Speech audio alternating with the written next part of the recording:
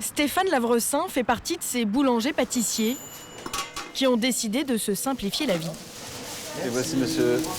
Bon appétit. Merci.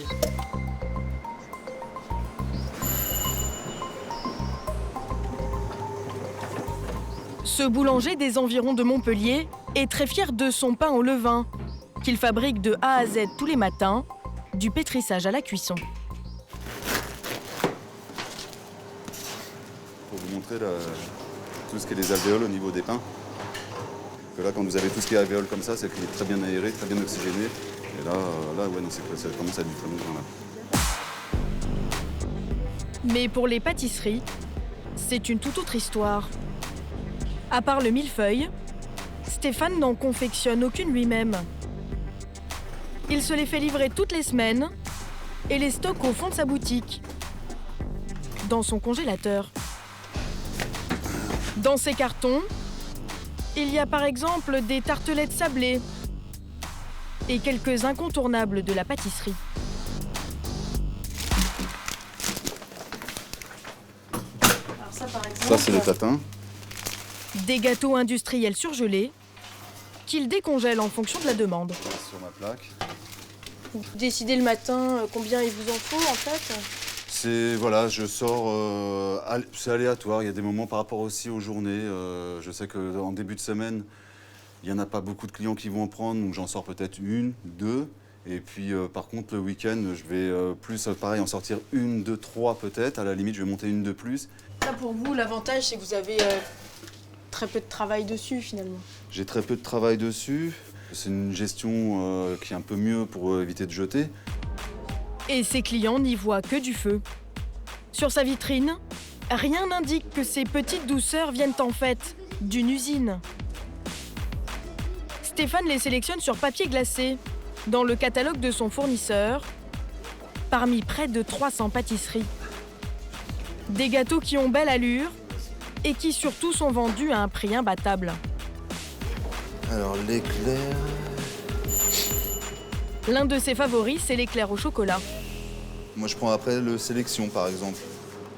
Le sélection, qui est à 70 centimes pièce. Il l'achète 70 centimes pour le revendre ensuite 2 €. Par rapport à la matière première, des fois, c'est plus rentable d'acheter du surgelé aussi que de faire nous-mêmes. De quoi égayer sa vitrine à moindre frais. Là, par exemple, c'est peut-être tout idiot, mais ces petites graines de chocolat, par exemple, ça peut être sympa. Vous voyez, ces petites choses comme ça. Et cerise sur le gâteau, les fabricants sont très créatifs. 2 fois par an, ils enrichissent leur gamme avec de nouvelles références. Ils ont les idées, ils sont en avance aussi. Ils ont payé des gens pour vraiment réfléchir, pour eux, être opérationnels tout le temps. Donc au final, c'est intéressant de savoir les utiliser aussi. Ils sont devenus incontournables pour des gens comme vous. Après, c'est un choix. C'est vraiment, on peut s'en passer, mais on ne sera pas forcément au goût du jour. Ils ne sont pas nombreux en France à l'avouer sans détour comme ce boulanger-pâtissier. Pourtant, de plus en plus d'artisans ont succombé aux pâtisseries industrielles. C'est un grand tabou dans le métier. Un quart des boulangers-pâtissiers revendraient des gâteaux fabriqués dans des usines. Il faut dire qu'au regard de la loi, rien ne les en empêche et ils ne sont même pas obligés de vous le dire. Car s'il faut fabriquer son pain sur place pour s'appeler boulanger, pour la pâtisserie en revanche, il n'y a aucune contrainte. Pourquoi nos artisans abandonnent-ils leur savoir-faire au profit des industriels? Quelles sont les méthodes de ces fabricants? Et comment parviennent-ils à convaincre votre boulanger de quartier de vous vendre ces pâtisseries qui cachent bien leur jeu? Ils ont trouvé des produits qui sont très artisanaux, c'est pas trop régulier, vous voyez, c'est pas parfait. Que le truc il est bien, que le produit est bien. Ça donne un effet fait maison. Exactement. Et pour nous clients, y a-t-il un moyen de s'y retrouver dans les vitrines de nos boulangers entre l'artisanal et l'industriel?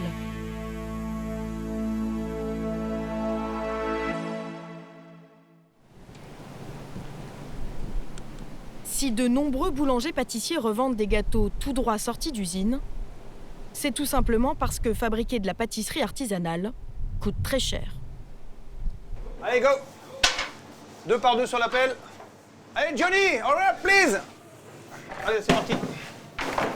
Dans cette boulangerie de Boulogne, près de Paris, C'est là. on en sait quelque chose. Ici, tout est fait maison. C'est bon. Les viennoiseries, Dessus, on met un petit coup de dorure. Juste avant la mise au four, c'est pour que ça brille et que ce soit joli. Un produit bien présenté est à moitié vendu. mais aussi le pain. Et surtout les pâtisseries. Pour le patron, Thierry Meunier, 30 ans de métier, Les croissants, on va pouvoir envoyer là, les gars. c'est une question de principe. Ah, tout ce qui est fait, tout ce qui est, ce qui est au magasin, c'est fabriqué maison. Ici, on reçoit de la matière première, de la farine, du beurre, des œufs, du sucre, et on transforme tout. Un boulanger-pâtissier ou un cuisinier, c'est quelqu'un qui transforme la matière. Le métier, c'est pas d'acheter, on n'est pas des vendeurs. Sinon, j'aurais fait épicier, j'aurais pas fait boulanger-pâtissier.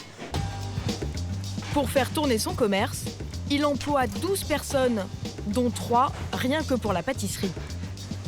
Il y a Marek, un chef pâtissier polonais tombé amoureux des gâteaux français, Barthélemy, son second, et Jeanne, la jeune apprentie de 17 ans, et ils ne sont pas de trop. Ça paraît rien, mais je ne sais pas si vous avez déjà fait une tarte à la maison. Alors, entre démarrage, sans parler de courses, hein, entre démarrer et finir à avoir la cuisine propre, il y a du boulot. Hein.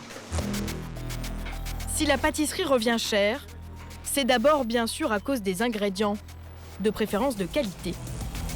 Exemple, avec l'éclair, une des recettes les plus simples. Dans la pâte à choux qu'ils ont préparée la veille, il y a du beurre, des œufs et de la farine. Pour la crème pâtissière qui est à l'intérieur, il faut en plus du lait et du sucre. Mais ensuite, c'est surtout beaucoup de main-d'œuvre.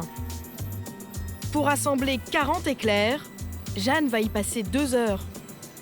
D'abord, elle les garnit avec soin, car il ne faut pas mettre trop de crème.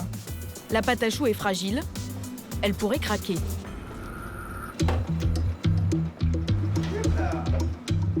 Le glaçage aussi est très technique. Il doit être régulier et pas question que ça bave. Derrière Jeanne, le chef Marek n'est jamais bien loin. Après l'éclair café, elle est passée à la version Nutella. Une seconde d'inattention et elle peut tout gâcher.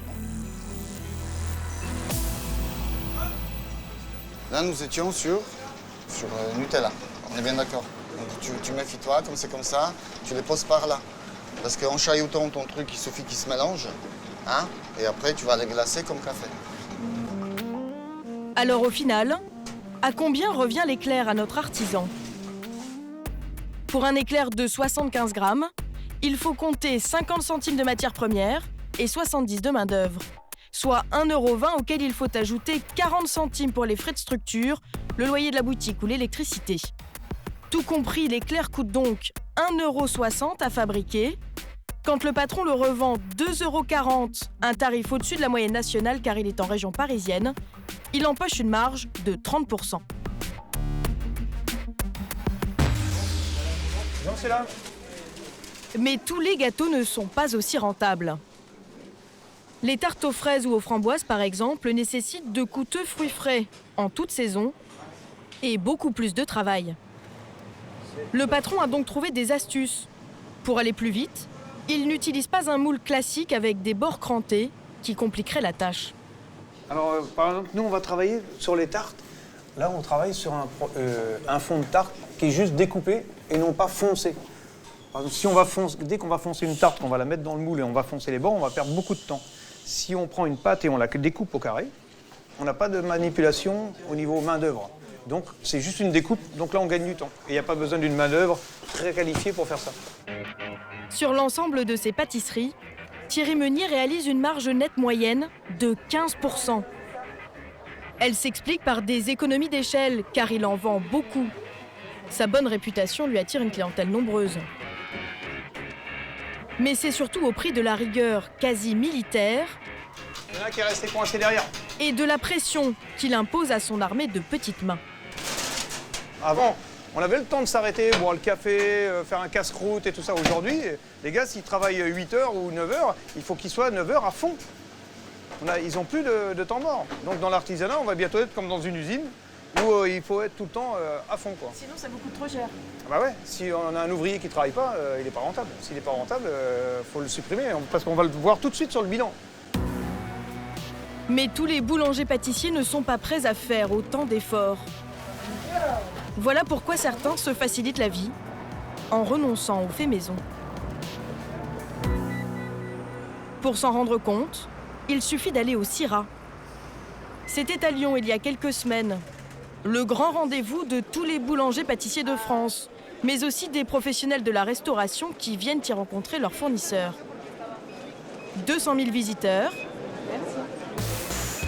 et 3 000 exposants, parmi lesquels les revendeurs de pâtisseries industrielles. Délices et créations, four à idées ou coups de pâte pour les plus importants. En regardant leur vitrine, on se croirait dans une immense pâtisserie de luxe. Des choux, des entremets, des petits fours, très sophistiqués et très tendance, pourtant fabriqués en usine. Les boulangers-pâtissiers, comme ce jeune homme encore apprenti, sont bluffés.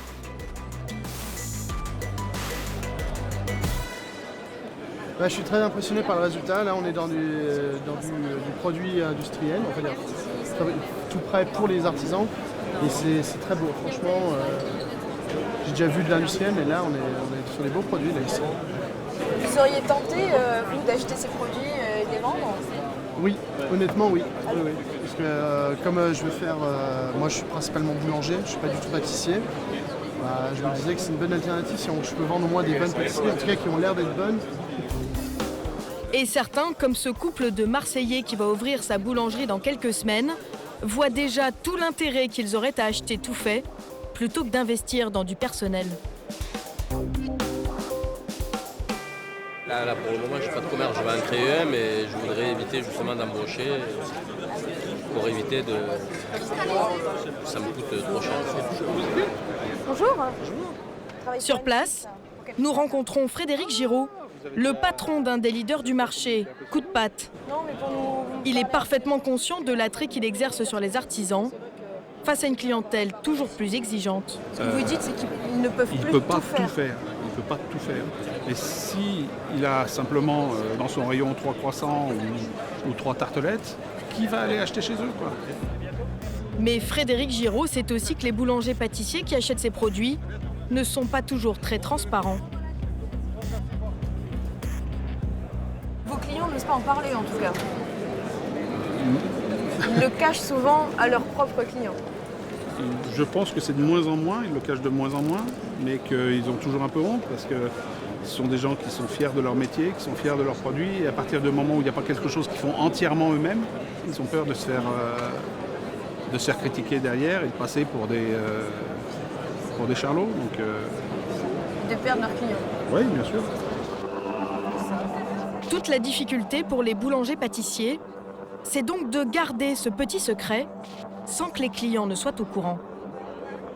Et là encore, les industriels ont des arguments.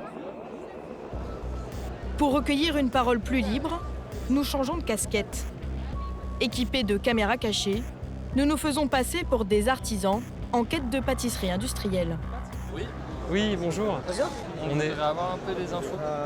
Sur ce premier stand, un commercial va vite nous rassurer sur une étape qui peut s'avérer délicate.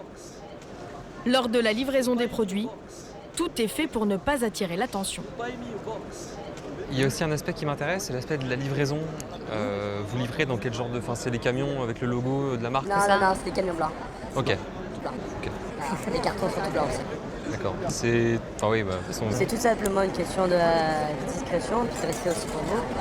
Voilà, on va arriver, pinceler, on arrive, Surgelé arrive. Non, bah vous devez Vous savez être plus que discrète derrière l'artisan. on sait qu'au jour d'aujourd'hui, Surgelé, il y a toujours des a priori. On le sait, on voit les reportages, on voit ci, on voit là.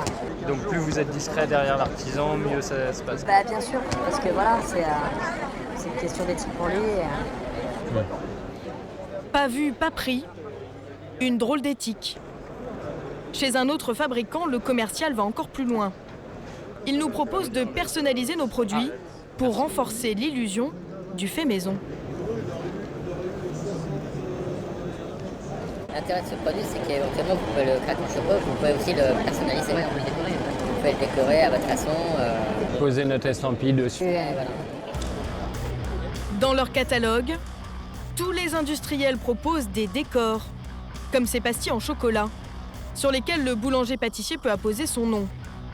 Pour se différencier, il peut même choisir l'écriture et la forme de la pastille. Si vous avez votre propre logo, vous communiquez le logo et on imprimera votre logo. Tout est possible. Ouais, ça, il n'y a aucune limite au fait de personnaliser des produits qu'on a achetés. C'est très très ouvert.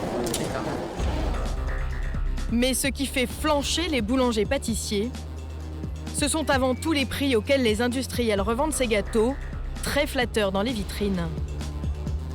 Alors comment sont-ils fabriqués ? Près de Caen, en Normandie, l'usine Tartefrais.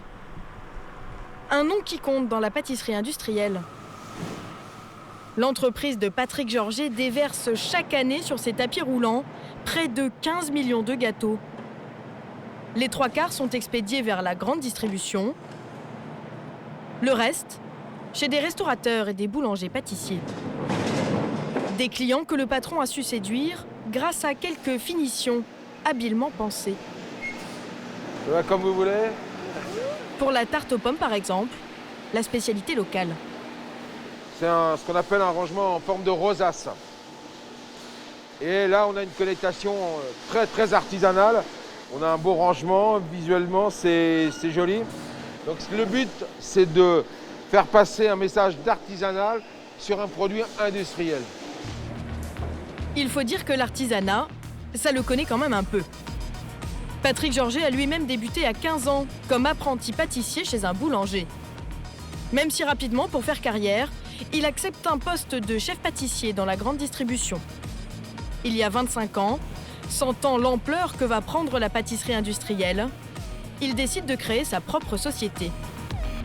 Aujourd'hui, il emploie 190 personnes et récemment, il a décidé de mettre le paquet sur l'éclair grâce à une impressionnante machine de guerre.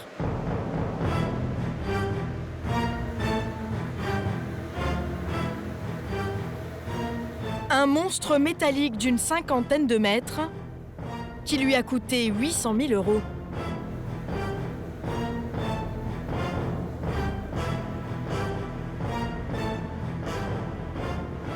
On sent bien le goût du beurre. Oh, c'est excellent. Et grâce auquel il compte bien inonder le marché. Le marché de l'éclair en France, c'est un marché important. C'est le premier gâteau vendu en France. Le marché représente 200 millions d'éclairs. Et on a essayé, on s'est positionné pour en prendre 20 millions d'éclairs. Pour produire ces éclairs au meilleur prix, il joue d'abord sur les ingrédients. Même s'il utilise les mêmes qu'un artisan, il y ajoute par exemple de l'émulsifiant pour rendre la pâte plus légère et lui donner du gonflant. Cela fait paraître l'éclair plus gros. Ensuite, tout est dosé très précisément. De la pâte à choux qui constitue la coque de l'éclair jusqu'à la crème pâtissière qui le garnit. La quantité qui est injectée dans l'éclair, elle est calculée informatiquement. C'est-à-dire qu'on veut un poids de crème avec un volume. On fait des éclairs à peu près à 110 grammes. Ça dépend, ça peut aller de 50 grammes jusqu'à 120 grammes une éclair. En fonction du circuit commercial où elle va aller. Mais c'est bien évidemment sur la main-d'œuvre que Patrick Georget fait le plus d'économies. Toutes les opérations sont automatisées. Entre la sortie du four, le passage par les fourches du robot qui garnit les éclairs par groupe de 16 et l'étape finale du glaçage, il s'écoule 30 secondes à peine. En 2 heures, la machine de Patrick Georget fabrique 16 000 éclairs avec 3 opérateurs seulement sur la chaîne. Alors que dans le même temps, chez l'artisan à Boulogne, Jeanne, l'apprentie pâtissière, en réalise à peine une 40aine. Résultat, l'éclair industriel de Patrick Georget lui reviendrait, d'après nos estimations, environ 50 centimes une fois emballé, 3 fois moins cher que l'éclair artisanal. Mais alors, combien ses clients le revendent-ils? Dans les hypermarchés, on le retrouve à 80 centimes pièce en moyenne. Mais dans les vitrines des boulangers, le prix de ce même éclair acheté aux alentours de 70 centimes s'envole. 2 € environ, comme s'il s'agissait d'une pâtisserie artisanale. En revendant ces gâteaux industriels au même prix que le fait maison, les artisans boulangers peuvent donc empocher des marges 2 fois plus importantes. Difficile donc de résister à la tentation, surtout face à des commerciaux au discours parfaitement rodé. À Lyon, Tom s'est juré de ne pas céder. Ce jeune entrepreneur a créé le Moulin il y a 8 ans. Il vend des déjeuners à emporter pour les employés du quartier. Des quiches, des salades et des pâtisseries à base de produits bio. Salade et quiche potiron compté. En formule? Oui. Avec ses 11 salariés, il met un point d'honneur à tout fabriquer maison, même si la rentabilité n'est pas toujours facile à atteindre. Comme il y a beaucoup de manipulations, si c'est pas hyper structuré, il y a aussi la possibilité de perdre beaucoup d'énergie. On commence à avoir des gestes qui peuvent devenir parasites et ça va très vite de perdre 1 heure sur une matinée de boulot. Et c'est cette heure-là qui est capitale pour nous pour soit gagner notre vie, soit perdre de l'argent. Tom a accepté pour nous de recevoir le commercial d'un grossiste en pâtisserie industrielle. Nous tournons le rendez-vous en caméra cachée. Eh ben, je vous laisse me suivre, on va prendre 2 secondes. Si ça Immédiatement, le commercial va pointer du doigt ce qui, selon lui, est un énorme problème dans la boutique de Tom. Bah, on est assez nombreux à travailler. C'est la première fois que vous voyez ça? Autant de monde dans une boutique. Et il va lui faire miroiter la rentabilité qu'il pourrait obtenir en passant à l'industriel. Le problème que vous avez aujourd'hui, enfin, il me semble, c'est que vous fabriquez tout. Vous avez du mal à passer le pas. J'ai un client vers la poste. C'est à peu près 300 sandwichs par jour. Il achète pas mal de trucs, des croque-monsieur, des tartes aussi, des tartes solaires. Vous voyez ce qu'ils ont? Il fabrique que le pain. Il fait que le pain, tout le reste... il fait plus de 600 000 € de chiffre d'affaires. Avec combien de salariés? 4 salariés. Ils sont moitié moins que nous et ils font le double de notre chiffre d'affaires. Ça fait 300 000 €? Ouais, à peu près, ouais. Plutôt cynique, le commercial laisse même entendre à Tom que grâce à ses services, il pourrait se passer d'une bonne partie de son personnel. On est 11. Ah, il faut réduire. Il faut réduire, moi je dis comme ça. Il lui suggère même de démarrer les entretiens de licenciement dans la foulée. Qui c'est qui va se venir en premier cet après-midi? Merci beaucoup. N'ayez pas peur, cher ami. N'ayez pas peur? Ouais, mais je vois qu'il est réticent. Je vois qu'il est un peu sur ses gardes. Au revoir, merci. À bientôt. Tom n'a pas signé de bon de commande. Mais voilà comment la pâtisserie industrielle gagne du terrain chez nos commerçants.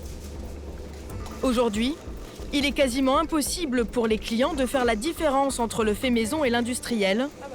Mais cela pourrait changer. La Confédération des artisans pâtissiers réclame un label pour les artisans qui utilisent vraiment leur rouleau à pâtisserie.